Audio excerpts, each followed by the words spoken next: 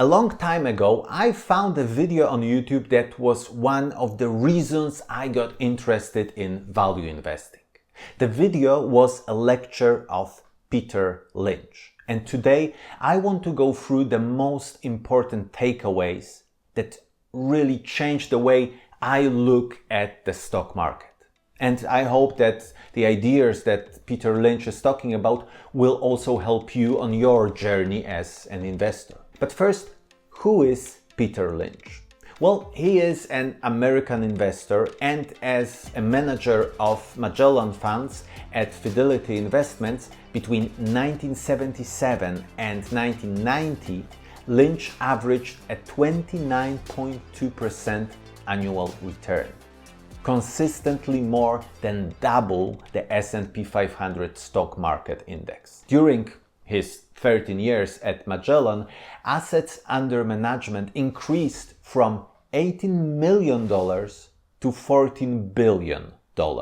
Lynch wrote a number of books and papers on investing strategies, including One Up on Wall Street, and it sold over 1 million copies. And it is a very good book about investing, and if you intend to buy it, you can use an affiliate link in the description, and this way you can support the channel with no extra cost to you.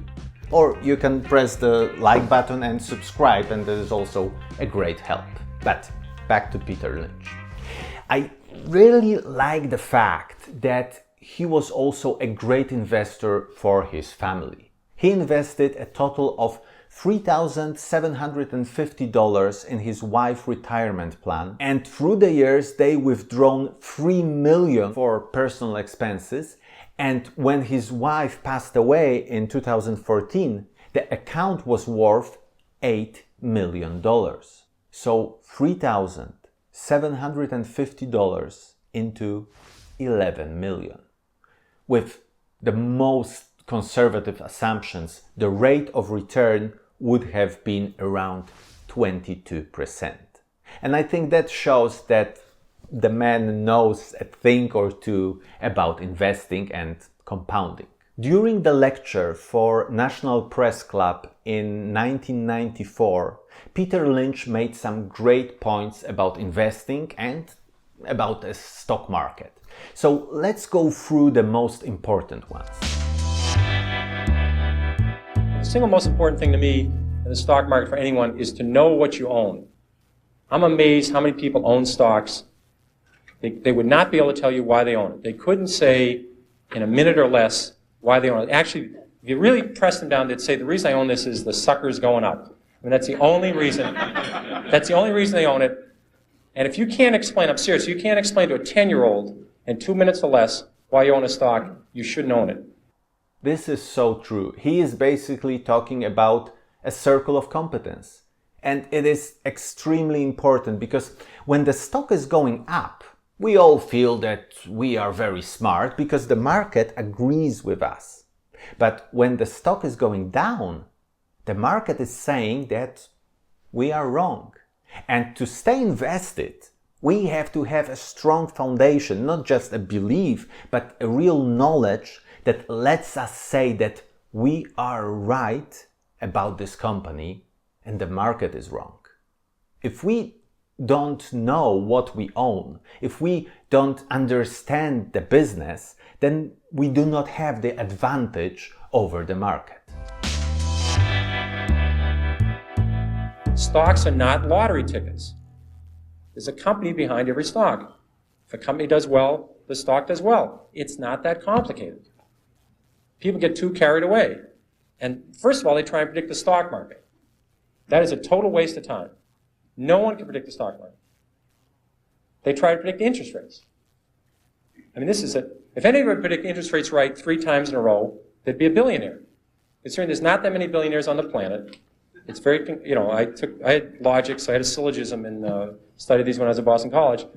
There can't be that many people who can predict interest rates because there'd be lots of billionaires. And no one can predict the economy. I had a lot of people in this room were around in 1981 and 82 when we had a 20% prime rate, with double-digit inflation, double-digit unemployment. I don't remember anybody telling me in 1981 about it. I didn't read, I studied all this stuff. I don't remember anybody telling me we're going to have the worst recession since the Depression. So what I'm trying to tell you, it'd be very useful to know what the stock market's going to do. It'd be terrific to know that the Dow Jones average a year from now would be X, that we're going to have a full-scale recession, or interest rate's going to be 12%. That's useful stuff. You never know it, though. You just don't get to learn it. So I've always said, if you spend 14 minutes a year on economics, you've wasted 12 minutes. And I really believe that. This is one of the key points in thinking about investing for me. If you just concentrate on the company and do not treat it as a lottery ticket, but as a business that you are a co-owner of, then you do not have to worry so much about the economy in the broader scale. And it also saves you from a big mistake, which is believing that you know when to sell and when to buy. If the best professionals with the best equipment and data can't do it, then most probably we can't either. What you learn from history is the market goes down. It goes down a lot. The math is simple. There's been 93 years a century. This is easy to do. The market's had 50 declines of 10% or more. So 50 declines in 93 years. About once every 2 years, the market falls 10%. We call that a correction. That means, that's a euphemism for losing a lot of money rapidly, but we call it a correction. And so 50 declines in 93 years, about once every 2 years, the market falls 10%. Of those 50 declines, 15 have been 25% or more. That's known as a bear market. We've had 15 declines in 93 years. So every 6 years, the market's going to have a 25% decline. That's all you need to know. You need to know the market's going to go down sometime. If you're not ready for that, you shouldn't own stocks. And it's good when it happens. If you like a stock at 14 and it goes to 6, that's great. You understand the company, you look at the balance sheet, and they're doing fine. And you're hoping to get to 22 with it. 14 to 22 is terrific. 6 to 22 is exceptional. So you take advantage of these declines. They're going to happen. No one knows when they're going to happen. It would be people tell you about it after the fact that they predicted it, but they predicted it 53 times. And so you can take advantage of the volatility in the market if you understand what you own. This is something that changes the whole game of investing. If you do not know what you own and you treat stocks like lottery tickets, then every time the market goes down, you lose. But if you understand the company you own, then every time the price goes down, you are like a kid in a toy store with sale written everywhere. But we have to be prepared and ready for those drops because they are going to happen, and then we can see what we are made of. Do we have the nerves to be investors and not just speculators? Now, I learned this very early. This might be a breakthrough for some people. It's very hard to go bankrupt if you don't have any debt. It's tricky. Some people can approach that. It's a real achievement.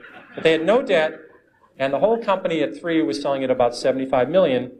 At that point, it was equal to buying one Boeing 747. I said, there's something wrong with this company selling for $75 million.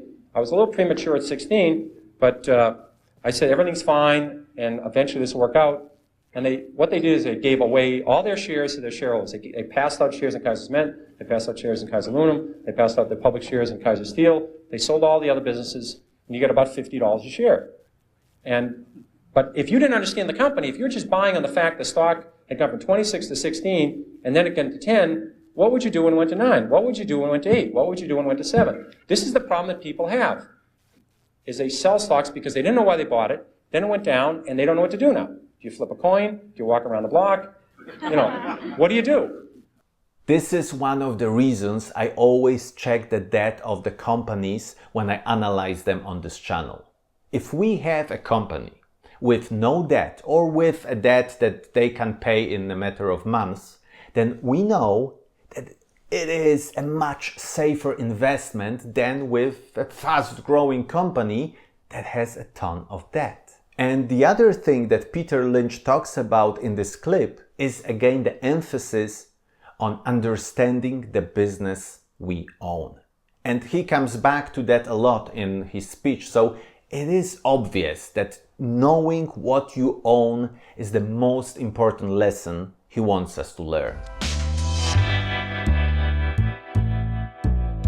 There's always something to worry about, and the key organ in your body in the stock market is your stomach. It's not the brain. If you can add 8 and 8 and get reasonably close to 16, that's the only level of math you need to know.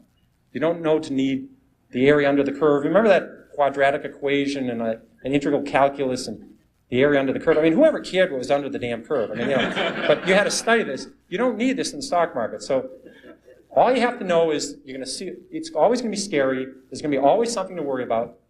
And you just have to forget all about it. Cut it all out and own good companies or own turnarounds. Study them and you'll do well. And that's all there is. And I'm ready for questions. Okay, thank you very much.